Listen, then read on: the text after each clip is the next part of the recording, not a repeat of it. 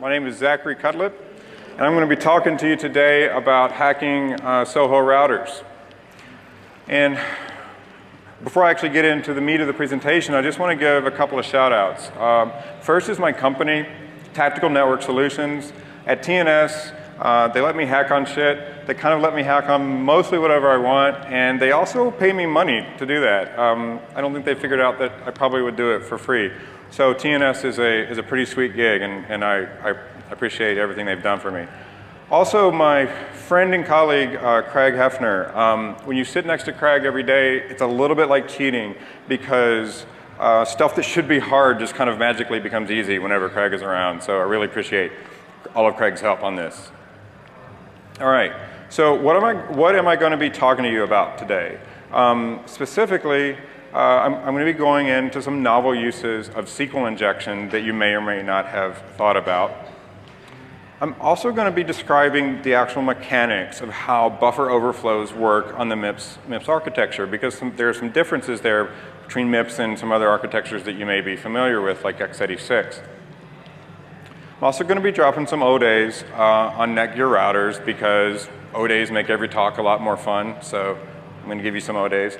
And I'm also going to be sharing some embedded device investigation techniques that have been useful to me, and I think may be useful to you if you're investigating Soho routers and other types of similar embedded devices.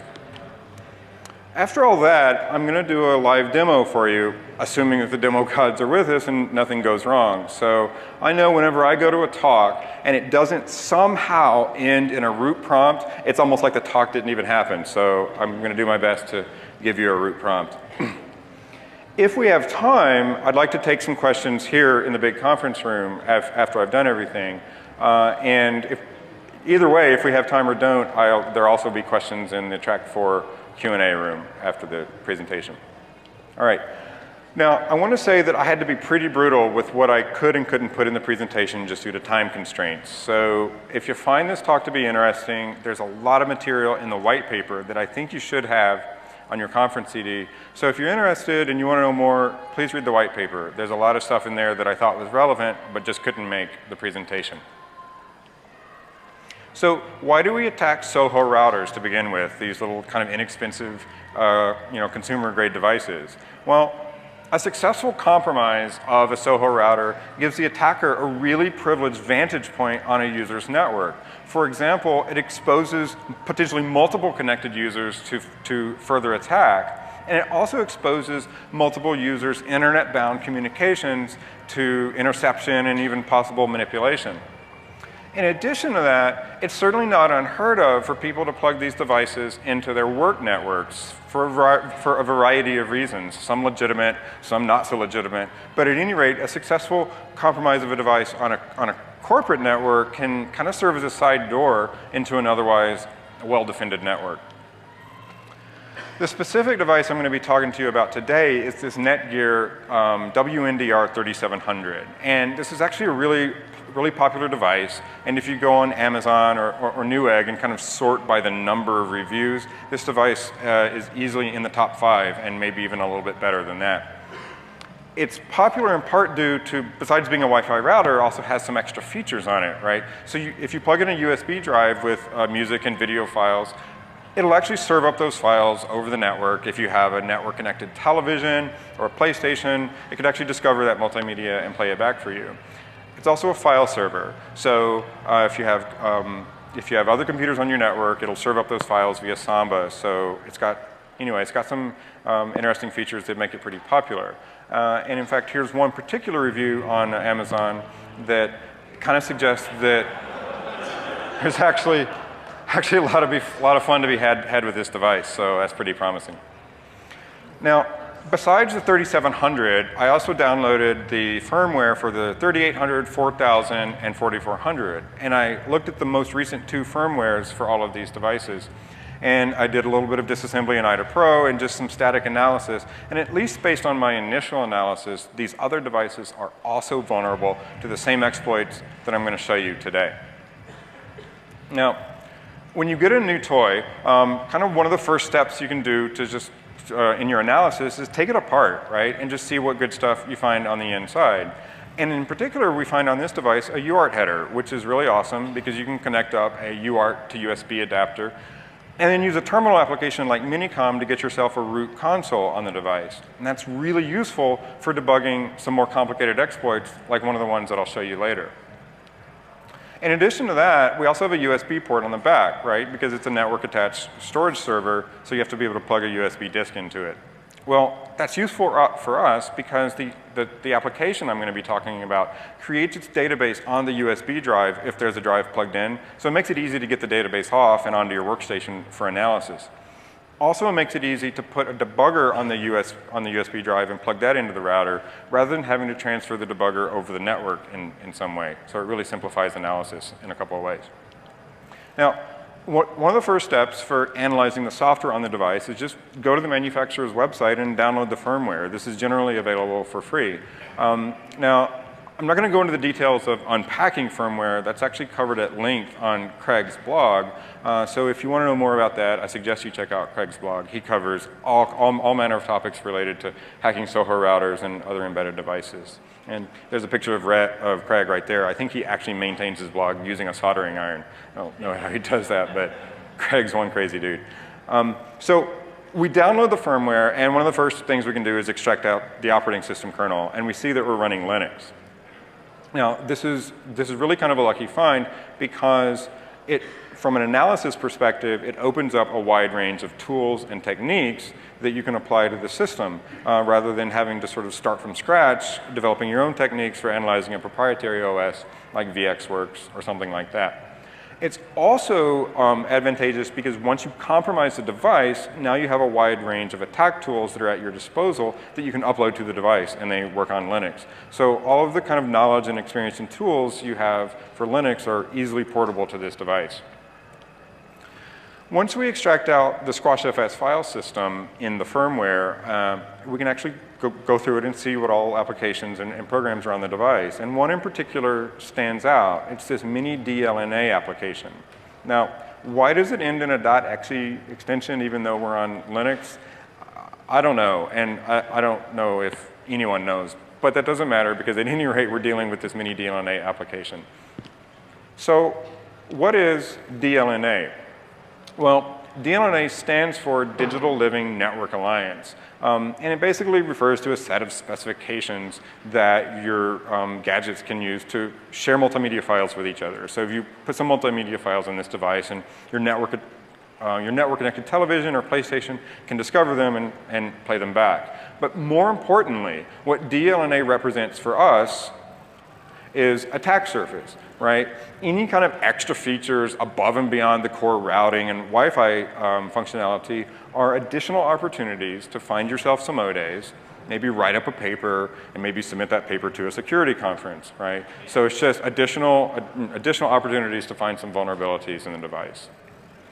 Now, if we go online and just see what existing information there is about the mini DLNA application, we instantly find that it's actually an open source application hosted on SourceForge. Now, I spend quite a bit of time in IDA Pro in my work, but I have to confess that my reversing skills aren't quite to the point where I don't want to see source code. So this was a really lucky find for me. Now, you can easily get out the version string from the binary in the firmware and see what version you've got of the application, and then just go on SourceForge and check out the right version and just start combing through the source and looking for some low-hanging fruit. This particular application, Mini DLNA, makes extensive use of a SQLite database. So it's worth talking a bit about SQL injection. We normally think of SQL injection as a means of accessing sensitive or valuable data. Maybe you want to exfiltrate some data or tamper with some sensitive data. But what if the data in the database isn't sensitive or valuable in any way? Well, I would submit it's still an opportunity to compromise some developer assumptions. And you know what happens when you assume, right? You end up looking like an ass. So we can just start combing through the source code and looking for some suspect SQL queries. And we find a number of potential opportunities for SQL injection here. And one in particular stood out, and let's take a closer look at this. Now, what this function does is when your DLNA client wants to browse album art, it sends an HTTP GET to the server. And then the server pulls out the numeric album art ID from the URL and then performs a SQL query on it to find the location of that album art on disk. When I was originally analyzing this application, I actually hadn't considered the SQL injection angle. And I was looking for buffer overflows. And as you see here, we have an unbounded sprintf. Unfortunately, this isn't an opportunity to get execution on the system. The most you can do here is crash it, but it is an opportunity for a SQL injection. And just here's a closer look at the sprintf that's happening in the subsequent SQL query. We can simulate what the client does by putting the album art URL into a web browser just with our numeric album art ID. And what happens is the function actually tokenizes on that little dash there in the URL, and then everything after the dash is ignored. And then sure enough, it serves up an album art JPEG to our web browser. So to test this vulnerability to see if we have a working SQL injection, it's just a matter of using wget and giving that same URL to the wget command. And after the album art ID, we just put in our injected SQL query. And here we're going to attempt to create a record in the database that has just a bogus value. And then get the database off the device from the USB disk and then see if your record got in there. And sure enough, there's our record with ID of 31337, made it into the database. So we have a working SQL injection. Now, there's good news and bad news with this injection, with this vulnerability. It's trivial to exploit. We can execute virtually any query we want on the database, so we have full control over the database. But there's not really any valuable or sensitive information in the database. And in fact, even if you blow away the database, it would just be created or recreated by the application. And it only really contains metadata about the music and video files and whatnot. However, if we were to go back and look at that function again, like I said, what's happening is it queries the database and gets a path to the album art on disk. And it serves up whatever that path points to, and it doesn't sanitize the results from the database at all. If we look at the contents of the database at a legitimate record, we see it as literally an absolute path to a JPEG on the file system. So maybe we could create a record in the database that points to something else instead of a JPEG. So we can test this again by going back to wget, and this time we'll create a record that points to, say, something like Etsy password and see what we get. And then a subsequent wget to pull back this fake album art file that we've created a record for. And when you do that, sure enough, you've got the contents of Etsy password, including your admin password. And you might even say that we have a bonus vulnerability here because they're storing passwords in plain text on disk. So that's kind of awesome, right? So in 2 wget commands, I've been able to get your admin password. And at this point, I could easily log onto the admin interface and change around DNS settings or routing tables or even upload a Trojan firmware to your device and take full control of it that way. But I don't yet have remote code execution. And at the beginning of the talk, I promised you a root shell. So I'm not going to stop until I've given you a root shell. So let's keep on going. Now, if, like me, you read Aleph 1's seminal paper on stack smashing, and then were disappointed to find that it doesn't really work that way in the real world for a variety of reasons, chiefly among them it isn't 1996 anymore, I can reassure you that you need to look no farther than Soho routers to find some easy-to-exploit buffer overflows. Okay? And if we just grep through the source code for this one application, we find a ton of potential buffer overflows. Now, if you missed that, let me give you a closer look. That's 265 potential opportunities to get execution in this application. One in particular stands out, and we have this really gnarly function called callback, and I had to trim it way down just to fit it on the screen. But we have an unbounded sprintf here, and this callback function is processing the results of SQL queries. Let's take a closer look at the sprintf. It's generating a URL string from several fields from the result of the SQL query, and one in particular I'm interested in is this album art field. Let's have a look at the actual query whose results we're processing. It's a left join, and looking even closer, we see that album art is a field on the details table, and the query is a join on the details and objects table, and that's just going to be kind of important to remember in a bit when we start developing the exploit. When we look at the schema for the details table, we see that album art is an integer in that table. And there are a couple of things to note about the fact that album art is an integer. First, due to a feature called type affinity, if SQLite can store the value in that field as an integer, it will. If it can't represent it as an integer, it'll just store the raw bytes, which is awesome because that lets us potentially store a long string in that field. Also, the function we're looking at attempts to validate the result from the SQL query using the A2I function. Now, if you know how A2I works, you know that all you need to do is pass it a string that starts with a number, and everything after the number is ignored. So this is, in fact, no verification at all and is easy to bypass, so no problem there. Do we have an exploitable buffer overflow? Well, we have full control over the database from vulnerability number 1. If we're going to exploit this buffer overflow, we need to somehow stage our shellcode in the database, and then subsequently trigger a query on the database to pull out the shellcode and cause it to be executed. We have a limitation with our SQL injection, though. Remember I said that it's easy to crash the application with it, so we need to limit it to about 128 bytes per injection by the time you're taking into account overhead from SQL syntax and HTTP syntax and stuff like that. So we're trying to overflow a buffer that is 512 bytes big. So how do you overflow a 512 byte buffer with 128 bytes? Well, fortunately, SQLite gives us the concatenation operator, so it's just a matter of making multiple passes and building up that string as long as you need. In order to trigger the query of this exploit, initially I was modeling a DLNA client in Python using the coherence library. And that was a little bit flaky because the way UPnP and SSDP works, it would take a while to trigger the exploit. Sometimes it would happen immediately, sometimes it would take a little while, and it was kind of unpredictable. What I ended up doing is just capturing the conversation in Wireshark and popping out the necessary SOAP request that actually triggers the application, and then play that SOAP request back using wget and just ditching the DLNA library. So in order to develop this exploit, you're going to need a few things. One is console access to the device via the UART header that I showed you earlier. Also, you're going to need GDB server cross-compiled for MIPS, and you're going to need GDB on your workstation compiled for a MIPS target architecture. In order to test a vulnerability, just attach GDB server to the target process and connect your local GDB over the network to GDB server.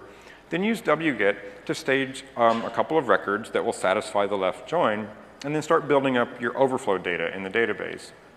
Then use wget to post a SOAP request. So how much overflow data do you need in the database? Well, it's just a matter of repeating this process until you get a crash in GDB. And then to trigger the exploit using wget, you just use this incantation, and that will actually post your SOAP request. When you do that, if you get a crash in GDB, you should see something like this. And what we see here highlighted in yellow is the MIPS program counter containing our data. We also see all of these S registers, which are general purpose registers, also containing our data. All right. So we control the program counter, which means that we control execution of the application. We also control the S registers, which are very useful in a bit when we start developing the ROP exploit.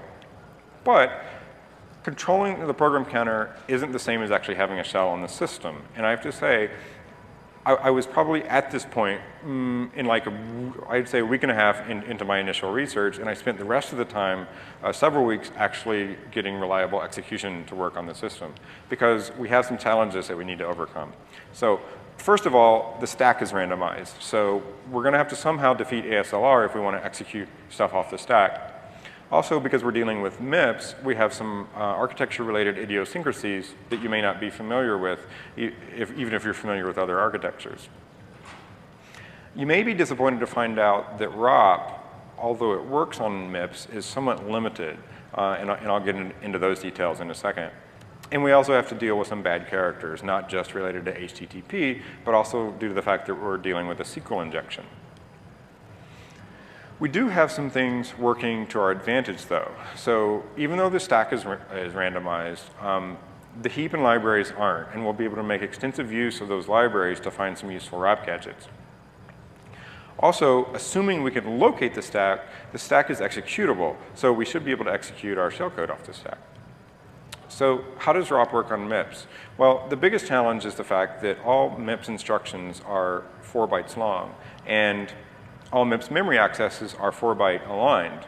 So what this means for you is that there's no opportunity to return into the middle of an instruction and have that instruction be decoded as some other instruction. And this drastically reduces the number of ROP gadgets that you can potentially take advantage of. However, you can still find some useful ROP gadgets that do things like manipulate registers, load data that you control into the program counter, and even help you locate the stack and defeat ASLR.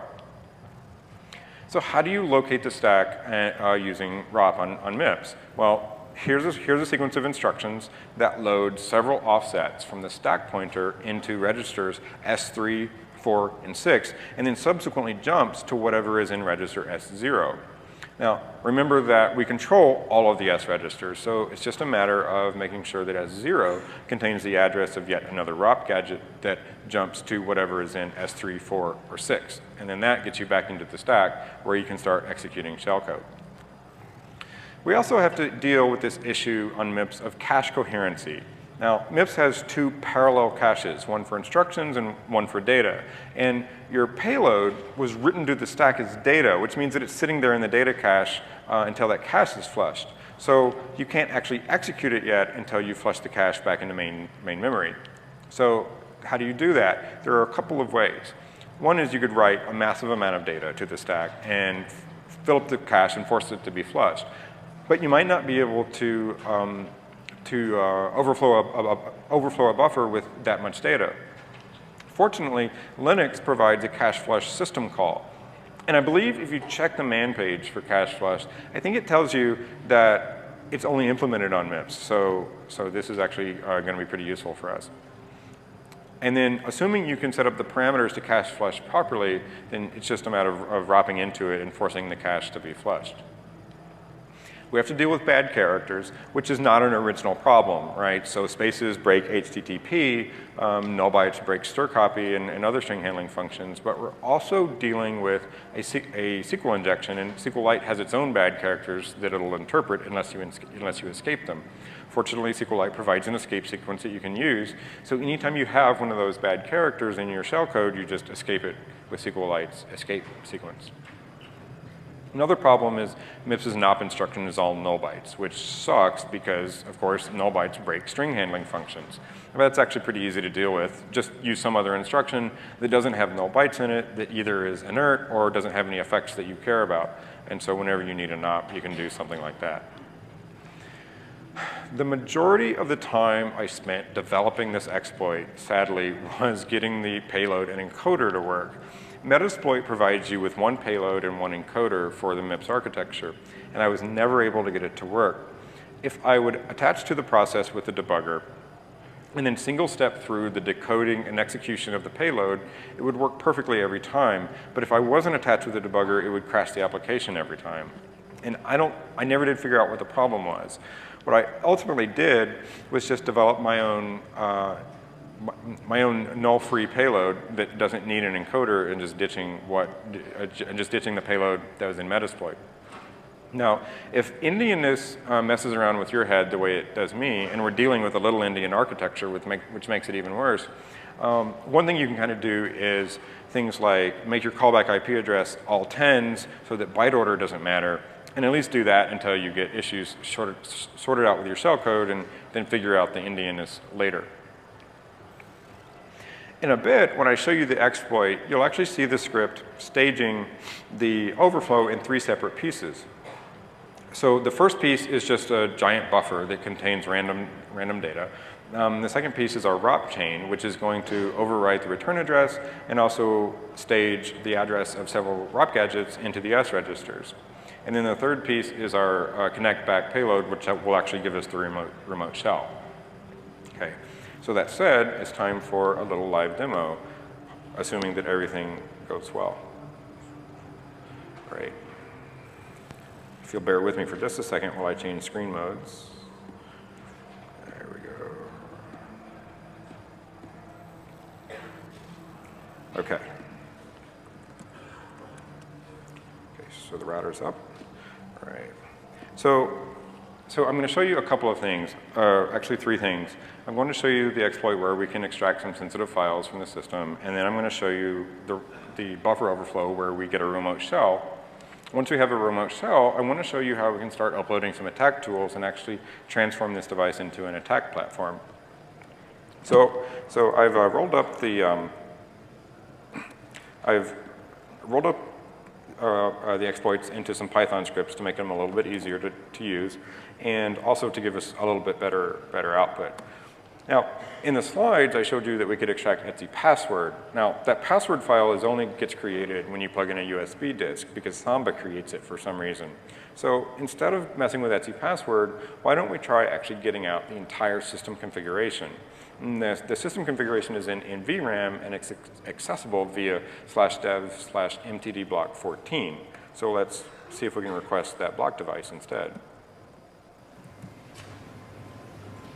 So assuming I'm spelling this right. Okay, dev mtd block 14. So we do that, and what we actually saw here was the script, it deleted the record from the database to make sure it wasn't already in there, and then created our new record pointing to dev mtd block 14, and then gives us a URL that we can use to bring that file back. Okay, so let's see, if we run strings across that, we should have the entire NVRAM from the system, and if we grep for something like password, we start to see things like, WPA passphrase, admin passphrase. So we have the whole system configuration here. Just tons of stuff there, all right? So there you go. So we've got the admin password with a pretty easy to exploit vulnerability. Now the next exploit I'm going to show you will actually give us the root prompt, and I just wrote myself a little callback server that basically is like netcat, but I wrote it in Python and it gives me a little bit nicer output than just netcat. So I'm going to start that up at the bottom window, and then in the top window I'm going to actually run the exploit, which again I've wrapped up in Python to give us a little bit better output than we get with wget. So we'll just run that, and it clears out the database, and then as it's staging each piece of the exploit, it will actually give us a running count of the number of SQL injections we've done. And then when it triggers the exploit, we should see the root prompt come in the bottom window.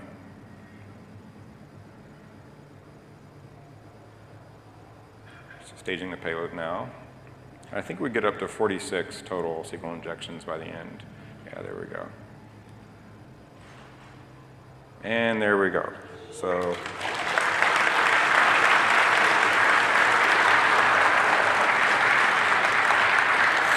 all right. Yep. There we go. We can actually look at the kernel version on there. But let's actually turn this into a more useful platform. So for one thing, this is a really crappy terminal session that we're in. So let's actually start up a telnet server on here, and then exit out of there, and then telnet back in, and that'll give us a little bit nicer environment. Oh wait, try it again. And that'll give us a little nicer environment with command history. Okay, so I wrote a little program called telnet FTP. On some devices, you'll find that the only service that you have to take advantage of is telnet, but you still want to transfer files to the device. So I wrote this little Python program that will actually transfer files over telnet, and so I'll run that now, and I'm going to use it to bootstrap a TFTP client on there. Now telnet FTP is a little bit slow because it's just echoing the hex escaped bytes of your file over telnet, and so it takes a little while, and I think that the file we're transferring now is about 22K, and it takes about a minute. So you wouldn't want to transfer very large files, but bootstrapping something like TFTP then gives you the opportunity to use TFTP to transfer some larger files. Once we get this file transferred, I'll show you how we can then use TFTP to then pull down a copy of TCP dump and start sniffing network traffic. It should only take maybe 20 or so more seconds. Then once this finishes, it'll actually start up I've actually pasted in a second command that'll start up a TFTP server running on my workstation. Okay. go ahead and copy the next command and get that ready to go.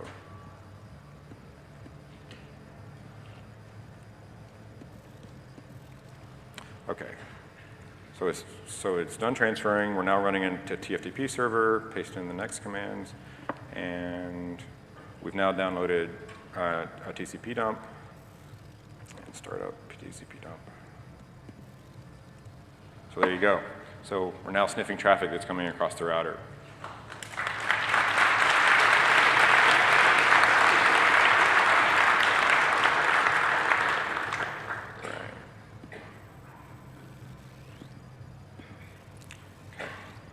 Okay, so go gadget remote. All right, what could have been done in the development of this system to make it a little bit less insecure?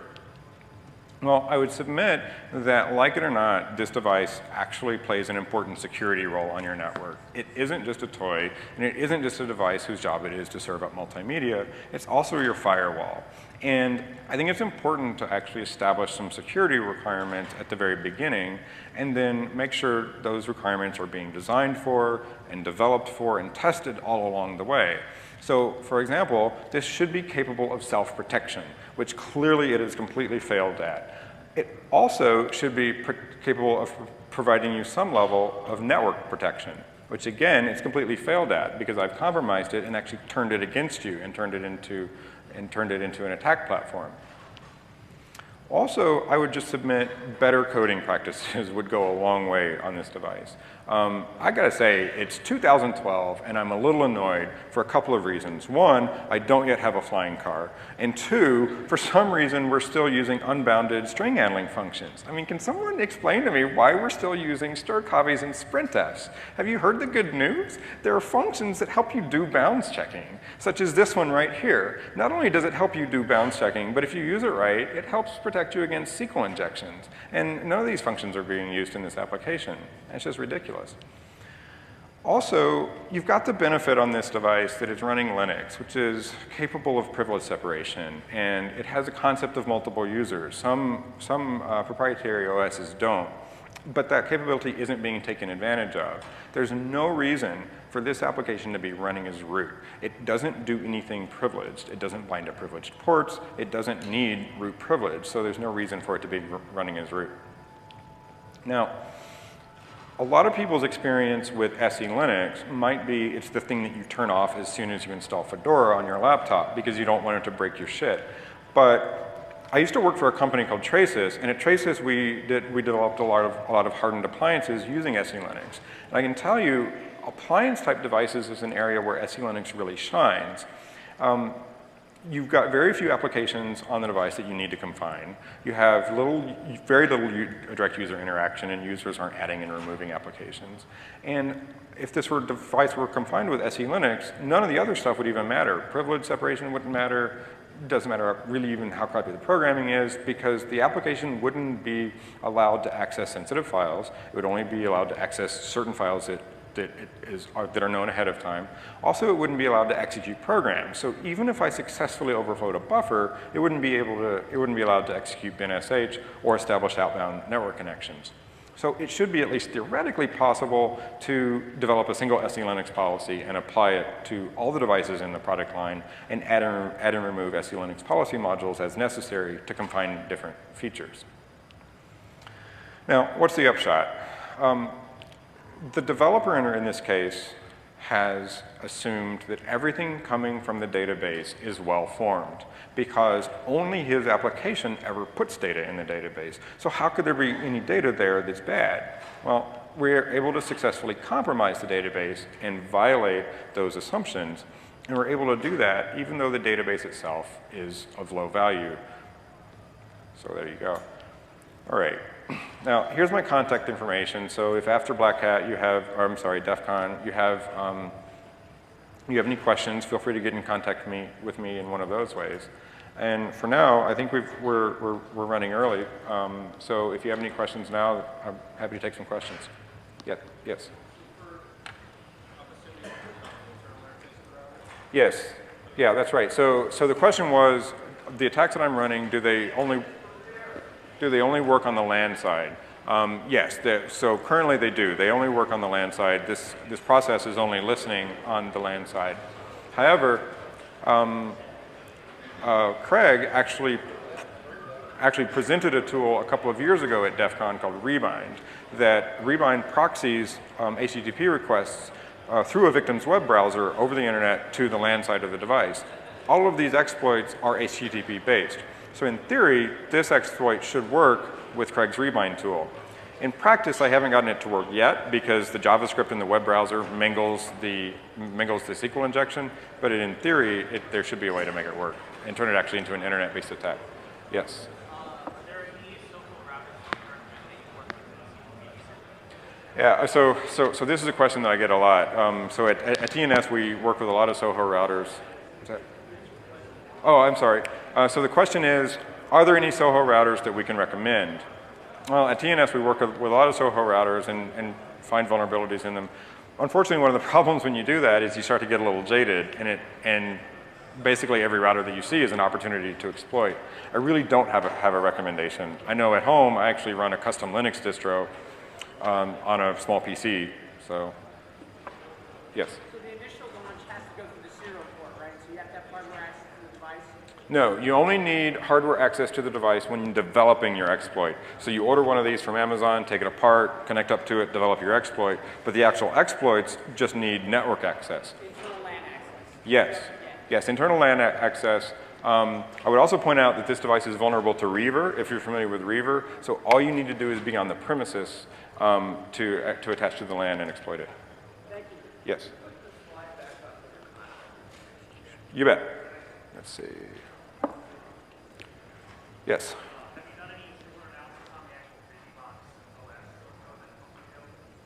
So we haven't looked at BusyBox, and BusyBox is really just a small piece of the OS. If you're not familiar with BusyBox, it's a multi-call binary, which gives you a lot of Unix commands. We haven't spent much time analyzing BusyBox itself. BusyBox is pretty well vetted, though. It's a very widely used open source application. I wouldn't swear that there aren't any vulnerabilities in it, but I wouldn't expect them to be as low-hanging as these were. Yes? No, that's not the case. So the exploit doesn't require the USB drive, and the exploit doesn't. You're talking about when I was developing the exploit, and it would crash. So I was trying to use the payload that's in Metasploit, and I could get Metasploit's payload to work if I single step through it in a debugger. I couldn't get it to work without the debugger, so I ended up developing my own exploit that works fine.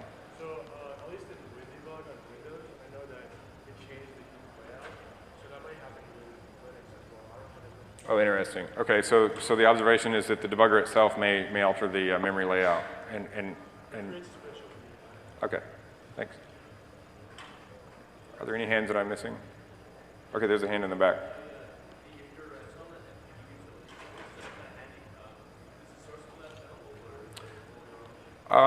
We haven't formally made the source available, but I know that a while back I tweeted a link to Pastebin where I actually put an initial version of the program just for shits and grins. So I think if you Google my name or Google my Twitter handle, that Pastebin link should come up.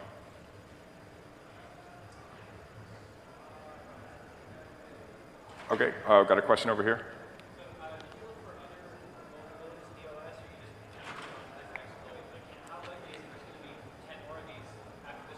Sure, no, that's a fine. So the question is, did I look for other vulnerabilities? And I can tell you, yes, we do actually have a bag full of tricks on this device, besides the one that I've shown you today. And I'm not prepared to share those with you. Those are secret sauce. Yeah. All right. Oh, okay, I don't see any more hands, so what's that? Okay, Q&A 4 is where we're going to be doing some more questions if anyone wants that. All right, thanks a lot for coming. My name is Zachary Cutlip, and I'm going to be talking to you today about hacking Soho routers. And before I actually get into the meat of the presentation, I just want to give a couple of shout outs. First is my company, Tactical Network Solutions. At TNS, They let me hack on shit. They kind of let me hack on mostly whatever I want, and they also pay me money to do that. I don't think they figured out that I probably would do it for free. So TNS is a pretty sweet gig, and I appreciate everything they've done for me. Also, my friend and colleague, Craig Hefner, when you sit next to Craig every day, it's a little bit like cheating because stuff that should be hard just kind of magically becomes easy whenever Craig is around. So I really appreciate all of Craig's help on this. All right, so what am I going to be talking to you about today? Specifically, I'm going to be going into some novel uses of some music and video files. It'll actually serve up those files over the network. If you have a network-connected television or a PlayStation, it could actually discover that multimedia and play it back for you. It's also a file server. So if you have other computers on your network, it'll serve up those files via Samba. So it's got some interesting features that make it pretty popular. And in fact, here's one particular review on Amazon that kind of suggests that there's actually a lot of fun to be had with this device, so that's pretty promising. Now, besides the 3700, I also downloaded the firmware for the 3800, 4000, and 4400, and I looked at the most recent two firmwares for all of these devices. And I did a little bit of disassembly in IDA Pro and just some static analysis. And at least based on my initial analysis, these other devices are also vulnerable to further attack. And it also exposes multiple users' internet-bound communications to interception and even possible manipulation.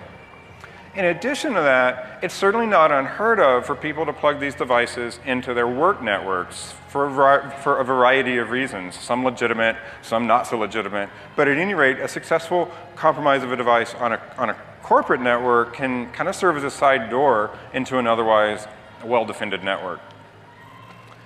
The specific device I'm going to be talking to you about today is this Netgear WNDR 3700. And this is actually a really popular device. And if you go on Amazon or Newegg and kind of sort by the number of reviews, this device is easily in the top 5 and maybe even a little bit better than that. It's popular in part due to, besides being a Wi-Fi router, also has some extra features on it, right? So if you plug in a USB drive with SQL injection that you may or may not have thought about, I'm also going to be describing the actual mechanics of how buffer overflows work on the MIPS architecture, because there are some differences there between MIPS and some other architectures that you may be familiar with, like x86. I'm also going to be dropping some ODAs on Netgear routers, because ODAs make every talk a lot more fun, so I'm going to give you some ODAs. And I'm also going to be sharing some embedded device investigation techniques that have been useful to me, and I think may be useful to you if you're investigating SOHO routers and other types of similar embedded devices. After all that, I'm going to do a live demo for you, assuming that the demo gods are with us and nothing goes wrong. So I know whenever I go to a talk and it doesn't somehow end in a root prompt, it's almost like the talk didn't even happen. So I'm going to do my best to give you a root prompt.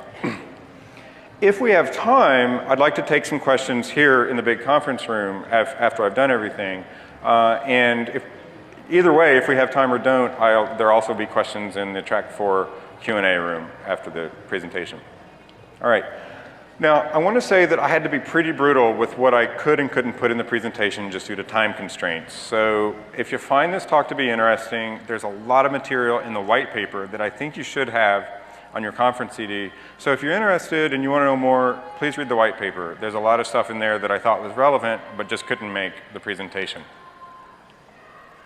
So why do we attack SOHO routers to begin with, these little kind of inexpensive consumer-grade devices?